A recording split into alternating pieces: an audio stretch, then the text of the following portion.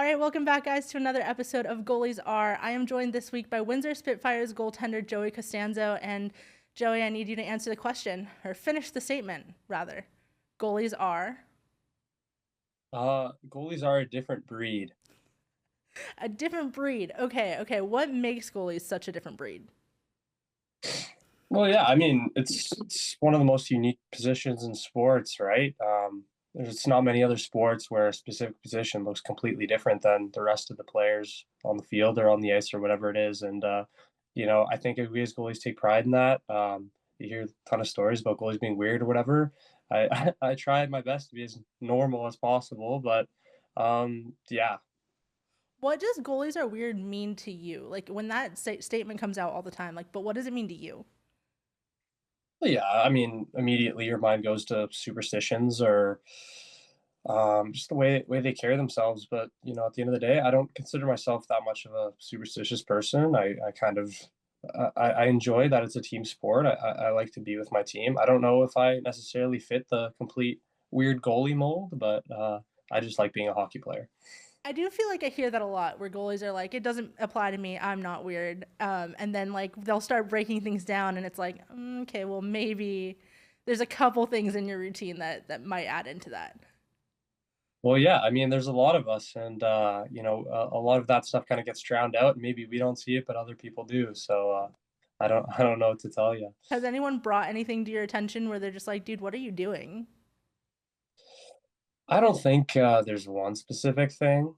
Um, I wouldn't. I say I do have a bit of a routine. I mean, I've been taping my stick the same way since I was 18. Like I've kind of had the same set of pads for a long time. Like the way they're um I guess the paint is on them or whatever. But I couldn't point to just one thing. That's a tough question, but like I said earlier, like I'm not trying to be weird. I'm not trying to be different. It's just the way we carry ourselves as goalies. Yeah.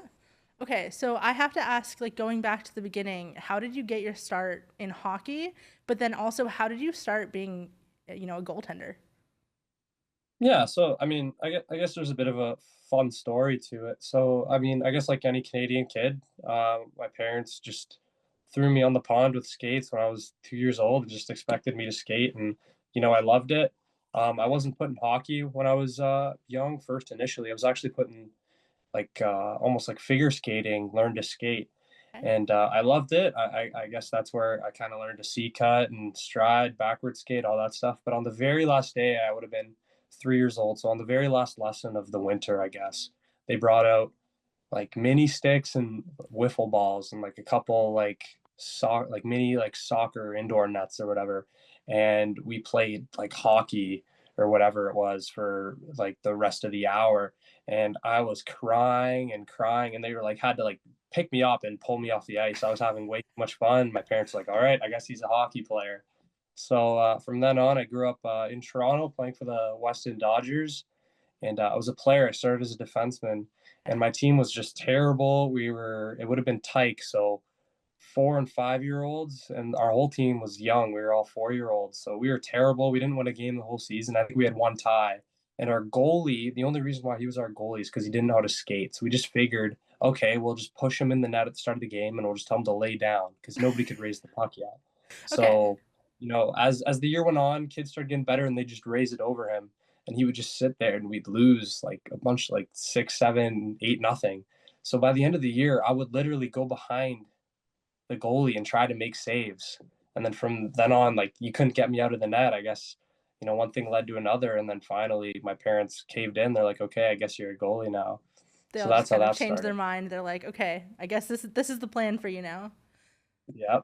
When you first put on the pads, were you just like, "Yep, this is it. This works. Everything I wanted," or were you just kind of like, "Oh man, I still kind of like being a skater."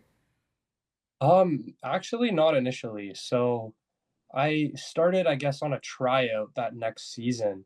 And the goalie I was, I guess, competing against was actually better than me. So they said, Joey, like, you're not going to be the goalie this year. And I was a little bit heartbroken, but I guess I was persistent. I got better, I guess, the next season or whatever when they do at a young age, when you do house league or whatever. I guess everybody gets a turn to being goalie. And in that game, I guess I ended up doing really well. So, I guess that kind of stuck with me for a while because I guess I'm more considered a gamer than I am a good practice goalie. So I guess that's what it took. Hey, I mean, as long as that works, then where's the issue? I feel like that's the important part, right? Winning the games and getting in there. So, Exactly. I mean, a practice goalie is great and all, but being able to turn it on for a game, that's making all the difference. Also, I mean, you have that difference. So when you're playing against guys who you were on a team with, now you've got kind of that edge where you're just like, yeah, different when you're having to shoot on me in a game, right? Exactly. Okay.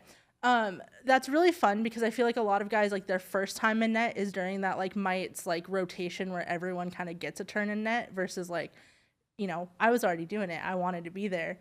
Um, but for you now, how do you kind of balance that like game mindset, I guess, heading into, a full season? Yeah. So, um, like I said, I wouldn't call myself very superstitious, but I definitely have my routines. I've been in the OHL for 5 years now, and I think ever really since halfway through my first year, I've really had the same routine. Get to the rink, hour, 2.5 hours before. Take my stick the same way. I get on the bike. I have my set routine of stretches. My on ice warm up is the same, and really just getting into that mental focus and getting into that routine really helps me. Um, and even in games, I've worked with mental performance goalie coach specific Pete Fry, and I feel like that's really helped me as well. And it's a long game. It's a long season, 68 games in the CHL, and I just you got to keep that same mental focus throughout the whole 68 and playoffs and beyond. And I think in my fifth year now, it's second nature to me now, and I'm excited for the season. I just really quickly want to say I've heard such great things about Pete Fry. I talked to a lot of goalies, and he's one of those guys that comes up regularly. Just I've never heard a bad thing. Not that anyone would say one, but never heard a bad thing. So that's just fun to hear. But also like going through a long season again. Like you said, this is your fifth season in the OHL. Like, how do you just keep up, just going through, you know, like a 7, 8 month season? And just kind of keep that persistence going throughout the year and that same energy. Yeah, I mean, it doesn't feel like 5 seasons to me. I could really remember very vividly my first year, and it goes by very quickly. And I think the way that I kind of stay focused, even just away from the competitive side, is just to be grateful. I've never had a bad experience with, a goalie partner or a teammate. I'm so lucky for the positions I've been put in, and I'm just so grateful for, I've played so many games in this league, and I've had so many great teammates, and I've been on some great teams. So I don't think of it as a job or a chore. This is fun, and I'm loving it. If you had to go back to rookie year Joey and give him a word of advice of what's to come in the next 4 seasons, what would you be saying? Well, exactly what I just said. Enjoy it, cherish it. Even the times that suck, even all the overtime goals that um, go in, all the games you wish you started and you didn't.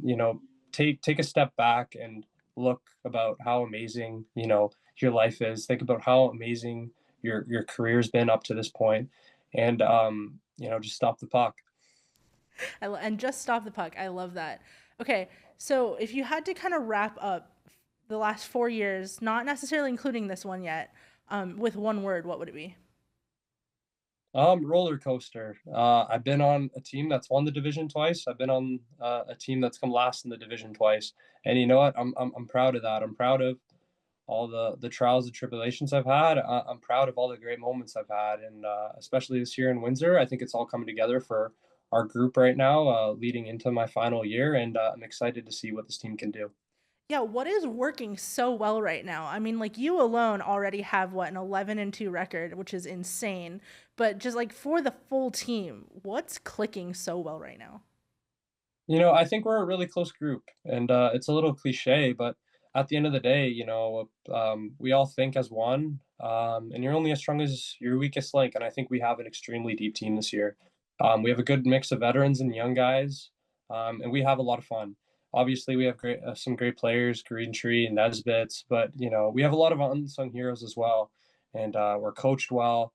And we have great facilities here in Windsor. It's a great organization. I'm so excited to see what we can do this year. Do you have like one of your teammates where in practice when they're coming down to shoot on you, you're just like, I've got your number? Or on the flip side, a guy who's like, you see him coming down, you're like, no, you can stop. Maybe nothing off the top of my head. I know me and Liam Greentree, we've played together for 4 years now.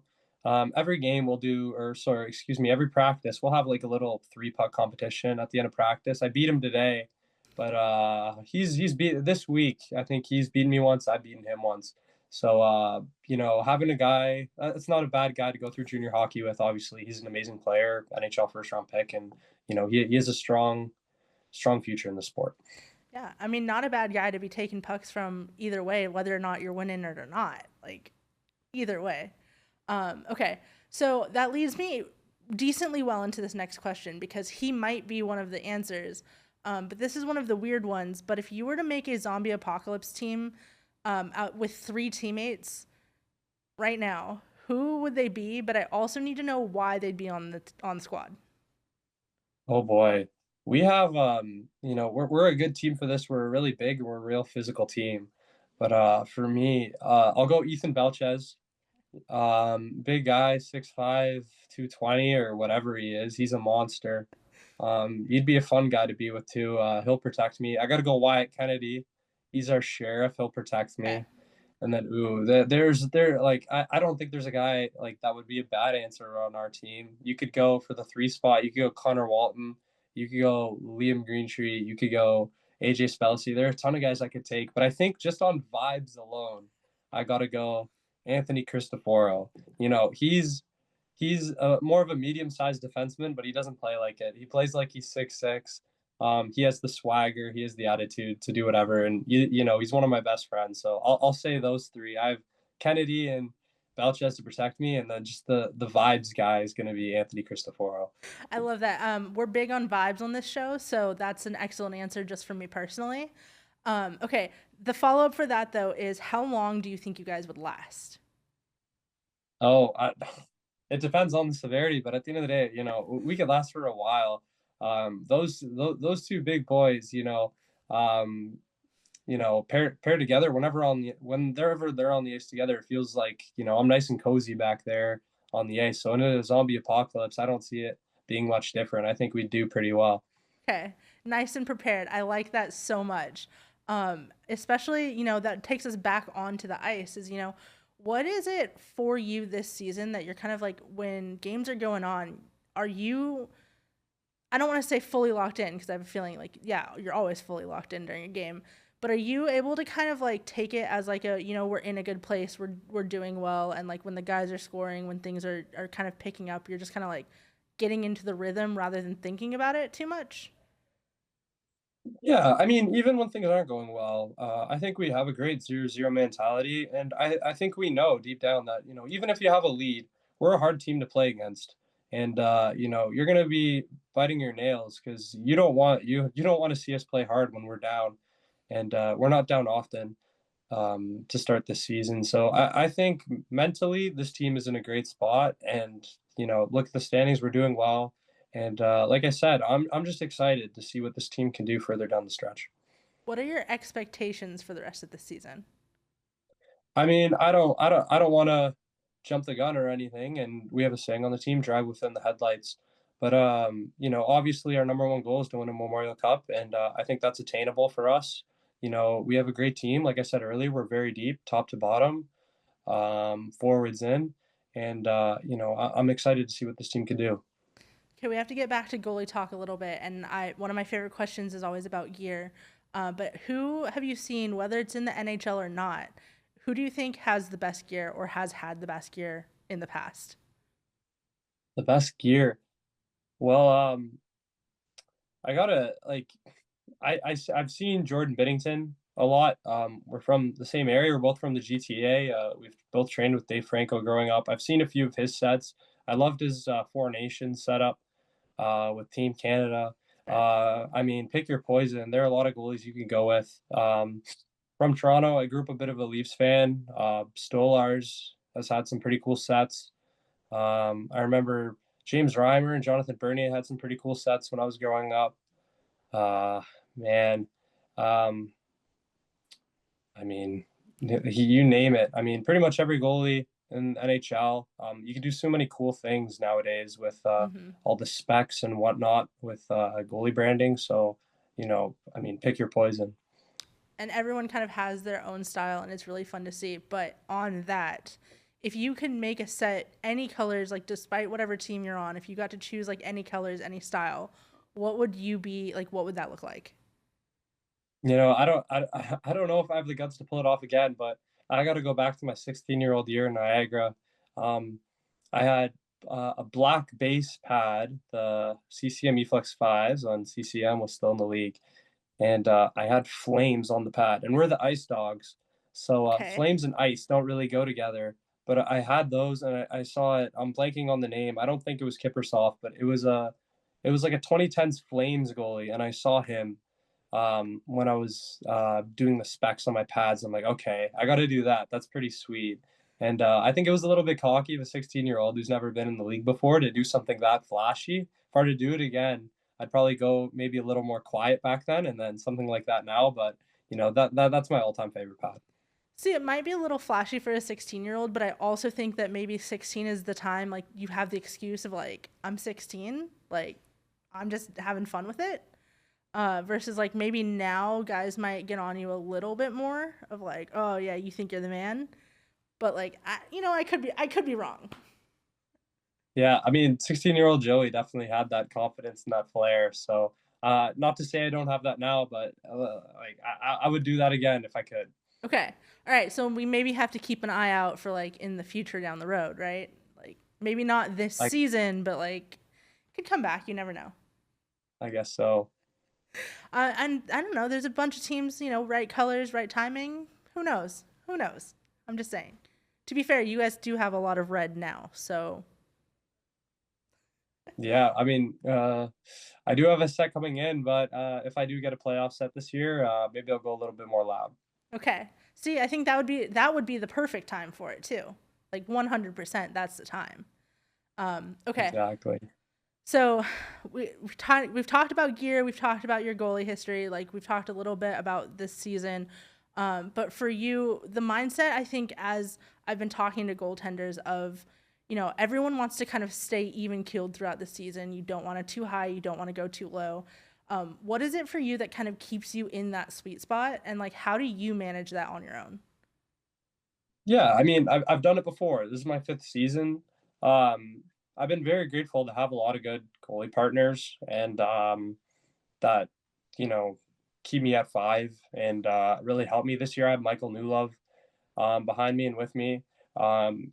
It's great to have a friend as a goalie partner, but he's really becoming one of, if not my best friends this year. And we're a team, we're a tandem. We work hard together, and then obviously the team in front of me is great as well. And it's hard not to have fun on our team, and I'm just enjoying every minute of it. Okay, I have loved asking this question of guys on this show and like coming up on other interviews that I've done. But if we get Michael on this show, what is a question that we should ask him? Oh boy. Well, okay. One thing you have to call him the Red Blob because he loves to be called that, and Okay. it will hype him up a lot if you call him that. And Mikey Stan Matwiv is our goalie coach, and he just calls him a beauty, and that's exactly what he is. And if you ever talk to him, it just speaks for himself. That's what he is. He's just a total beauty. Okay, I feel like those are two very opposite ends of the spectrum there. I also feel like the red blob, that feels like maybe he might not love it as much as you're saying, but like, I'm not there. Well, the context behind it is that he has an all red setup. So his helmet completely red, pads completely red, glove blocker completely red. Our jerseys are red. He just got a new neck guard. His neck guard is completely red. So he Okay. calls himself the Red Blob. That's the context. Gotcha. Okay, you might have also just given us some new social media like posting. I'm just saying, you never know. That is fascinating, and also, we're big fans of red here at Flow, so I'll take it. Okay. I think he would be flattered. What about you? What's been your nickname this year or in hockey? Oh man. Well, so my given name is Joseph. So just by byproducts, I've been Joey pretty much my whole life. And I mean, even in the arena, I don't get many Costanzos. I get a lot of Joeys. So I guess I'm known by my first name. Okay. I'll get Joe, Big Joe, Little Joe, whatever it is. And then a little bit more of a unique one, but lesser told one is Shiesty. So how I got that name was in my rookie season. We had one of my OAs, Liam Van Loon. He would call me that because of Joe Burrow, like the football quarterback, and when the Bengals were going on their Super Bowl run. And I guess I played football growing up, and we just throw the football around, and he would just call me Joe Shiesty. So I guess that name stuck. And then when I was traded to Windsor, he told his ex teammate Michael Renwick, who was one of our assistant captains my first year in Windsor, and then it just took off from there because that's who everyone knew me as when I first got here in Windsor, a Shiesty. But Joey Joe is always going to be my number one nickname. Okay. Do you want Shiesty to come back? Because I feel like we can make that happen, or we can stick with Joey and Joe. Well, I do have Shiesty on my skate guards, or sorry, my skate blades and my stick. But Joey Okay. is me. Okay. So maybe in the big moments it's Shiesty, and then when we're talking about you just regularly, it's Joey and Joe, right? You got it. Perfect. I love that. Okay, so I don't want to take up too much of your time here, but I do love to ask one question of everybody that I talk to. Does not matter what level they play at, if they're a coach, if they're a player. But if you were a fruit, Joey, what fruit would you be? But I also need you to tell me the reason why you would be that fruit. Root. I would go tangerine. I love tangerines. Good vitamin C. They give you that energy. A little bit of sweetness. You have them around. Clementines. You have them around Christmas. I love Christmas. I think you got to go clementine or tangerine. Okay, I love that answer. I also love like there's a sentimental reason kind of with like Christmas, and then there's also the reasoning with like they're good for you. Like kind of ties in, I think for sure. Okay, if you had one thing to say to the Windsor Spitfire fans, what would it be? Thank you for embracing me, especially in my OA season. I've been here for 4 years now. Um, I'm closing in on the all-time wins record and the all-time games record. It would be such an honor, and I'd be humbled if I were to break those, especially with how many unbreakable records Mikey DiPietro has. Just to have a couple of those would be very special. And these 4 years have truly been the four best years of my career, and I wouldn't want to do it for any other franchise. Fantastic. Well, I really appreciate you jumping on the show this week, and I cannot wait to see what the rest of the season holds for you.